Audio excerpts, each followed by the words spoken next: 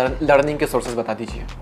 Learning का जो मेरा सबसे बढ़िया सोर्स है, अभी यूट्यूब पे मैं थोड़ा ज़्यादा टाइम देता हूँ। और अगर मेरे को बर्नआउट सा फील होता है, कभी कभी लगता है कि यार स्ट्रेस आ रहा है या फिर कुछ नया नहीं सीख पा रहा हूँ, तो फिर बुक्स पढ़ने लगता हूँ। जब बुक्स पढ़ता हूँ तो मेरे दिमाग में फिर नए नए थॉट्स उत्पन्न होने लगते हैं चीज़ों को लेके, और अलग एक पर्सपेक्टिव मिलता है किसी भी चीज़ को देखने का।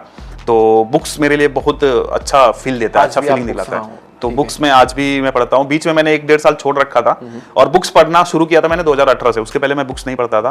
18 से? हाँ, और 18 से भी मैं बहुत सारे इंटरव्यूज देखता था बाहर के, तो वो लोग बोलते थे कि बुक्स वगैरह पढ़ने से क्या होता है कि आप किसी के बारे में, जो भी ऑथर लिखा है उसने अपने 30-40 साल का एक्सपीरियंस लिखा है उस बुक में, तो आपको वो एक बुक में 30-40 साल का एक्सपीरियंस आपको जानने मिल जाता है। मतलब आप जितने दिन में भी बुक खत्म करते हो 30-40 साल का निचोड़ आपको मिल गया, तो बहुत बड़ी चीज बड़ी चीज हो जाती है। और कोई भी जब बुक लिखता है ना, तो बहुत ही रिसर्च करके एकदम अच्छे से फैक्ट वगैरह को क्लियर करके लिखता है। ऐसा नहीं कि हवा हवाई में सपना आया लिख दिया।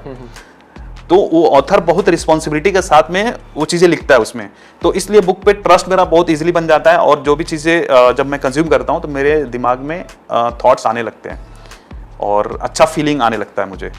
कभी जैसे आउट ऑफ कंटेंट हो रहा हूँ, मान लो कि मेरे को लग रहा है अब क्या बनाओ, सैचुरेशन सा लग रहा है मेरे को, तो बुक्स पढ़ना शुरू करूंगा। बुक्स पढ़ूंगा, मेंटल पीस मिलती है अंदर से, बहुत अच्छा, बहुत अच्छी फीलिंग आती है। और अगर जिसको नींद की प्रॉब्लम है ना भाई, रात को बुक पढ़ना शुरू करो, पहले पेज पे जाओगे नींद आने लगेगा। बुक्स का बता दिया, 4 से 5 बुक्स भी बता दीजिए लोगों को। 4 देखो, अगर जो मेरे फेवरेट जो बुक है the secrets of millionaire mind, जिसने मेरे पैसे वाले माइंडसेट को बहुत तगड़े तरीके से चेंज करा। रिच डैड पुअर डैड है, थिंक एंड ग्रो रिच है, द सीक्रेट है। रिसेंट में अभी मैं पढ़ रहा हूँ एक रीवर्क पढ़ रहा हूँ, और अभी द कंपाउंडिंग इफेक्ट पढ़ रहा हूँ।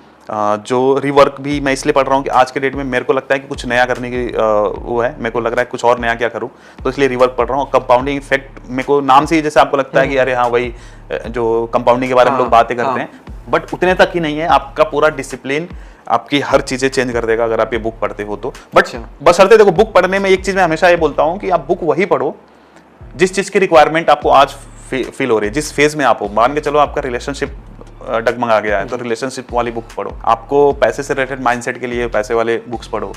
पैसे कमाने हैं तो कोई कोर्स करो, स्किल का कोर्स करो। तो वो डिपेंड करता है कि आप किस सिचुएशन में हो। अभी रिसेंटली परसों नरसों की बात है, मुझे काफी एंजाइटी हो रही थी, काफी सारी चीजों को लेकर के, काम ये वो, बहुत सारी, बहुत ज्यादा एंशियस था मैं। तो मेरे पास एक बुक है डेल कार्नेगी की, इस चिंताओं को छोड़ो, ऐसा कुछ टाइटल उसका, how to stop worrying and start living वाली बुक थी। तो मैंने उस बुक को खोला, उसके 2 से 3 चैप्टर पढ़े कि अगर बिजनेस में चिंता है तो उसका अलग चैप्टर है, इस चीज में चिंता है तो उसका अलग चैप्टर है। लोग क्रिटिसाइज कर रहे हैं तो उसका भी है। हाँ, तो मैंने 2-3 चैप्टर जो मुझे रेलेवेंट लग रहे थे मैंने पढ़े, जो चीजें उसमें बताई गई थी मैंने अप्लाई करी, और 1 घंटे बाद मेरी सारी चिंता खत्म। बहुत बढ़िया। क्या मतलब वो फीलिंग थी, बता नहीं सकता। कि पॉडकास्ट में तो लोग 1 घंटे में जो अंदर से आ रहा है उस वक्त तो बोल देंगे, लेकिन एक ऑथर 3 से 4 साल, कई बार 10 साल देता है एक बुक को लिखने में, और वो कोई एरा गेरा नहीं लिखता है, उस फील्ड का एक्सपर्ट आकर के उस बुक को लिखता है। तो बुक पर मेरा भी आज भी उतना ही ट्रस्ट है जितना आपने कहा। तो ये चीज बेस्ट लगी मुझे आपकी। बुक्स बहुत, जैसे कई लोग बोलते हैं ना कि समरी सुन लो या ऑडियो बुक सुन लो, उसमें मैं कंसंट्रेट नहीं कर पाता हूँ। मुझे भी पसंद नहीं ऑडियो बुक, क्योंकि जब आप ऑडियो बुक सुन रहे हो तो आप फ्री रहते हो।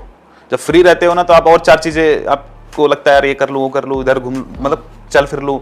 जब बुक पढ़ते हो तो आप पूरा ध्यान आपका बुक पे है, तभी जाके वो चीजें आपके माइंड में जब घुसती हैं, तभी जाके आप अच्छा फील कर पाते हो। ऑडियो बुक उतना काम नहीं करता है। मेरे को बीच में लगा था ऑडियो बुक तब काम करेगा ना जब आप वर्कआउट कर रहे हो या कोई ऐसा काम कर रहे हो। फोकस नहीं कर सकते बाकी वक्त, फिर वो ये बाकी वक्त नहीं कर सकते यार। आप तब भी ऑडियो बुक को तभी अच्छे से कर पाओगे जब आप पूरी तरह से फ्री। मैं कह रहा हूं, अगर फोन आपके हाथ में और ऑडियो बुक सुन रहे हो, आप फिर कुछ और स्क्रॉल करने लगोगे, सोशल मीडिया पे कुछ करने लगोगे, व्हाट्सएप पे चैट करने लगोगे, उतने देर में क्या बोला निकल गया पता ही नहीं चला। वर्कआउट करने के टाइम पे हमारा माइंड थोड़ा कंसंट्रेट होता है, उस टाइम पे आप अगर ऑडियो बुक सुनते हो तो दिमाग में सारा जाता है। पर फिर भी बुक का कोई कंपैरिजन है नहीं बाकी चीजों से, सही बात जो आपने कहा। और क्योंकि इंटरेस्टिंग बुक ये बहुत इजी सा है, और मुझे लगता है कि ज्यादातर लोगों की पहली book rich dad poor dad होती है। रिच डैड पुअर डैड या फिर think and grow rich. Think and grow rich, क्योंकि बहुत highly recommended, most recommended books हैं यहाँ। तो वो मैंने करा एक बार में। बाकी अभी जो बुक्स पढ़ रहा हूँ थोड़ा थोड़ा पढ़ता हूँ, बहुत कम। हाँ, 4